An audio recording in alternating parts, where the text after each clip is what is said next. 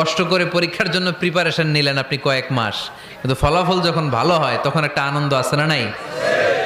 সারাদিন রোজা রাখলেন রমজানে, কি কষ্ট, তৃষ্ণায় গলা ফেটে যায়, কিন্তু ইফতারির সময় যখন রুহাবজা শরবতটা খাই কেমন লাগে? একটা আনন্দ আছে না নাই? এজন্য আল্লাহ বললেন فإن مع العسر يسرا إن مع العسر يسرا। ও নবী, কষ্টের দিন মক্কায় অল্প কিছু দিন, মদিনাতে আনন্দের দিন অপেক্ষা করছে। আমাদের জীবনে যদি দুঃখ কষ্ট আসে আমরা ধৈর্য ধরবো, তাওয়াক্কুল করবো একজনের উপর, তিনি কে? কারণ আমরা বিশ্বাস করি কষ্টের দিন এটা চিরকালের জন্য নয়, সামনে আনন্দের দিন আমাদের জন্য সেট করে রেখেছে কে?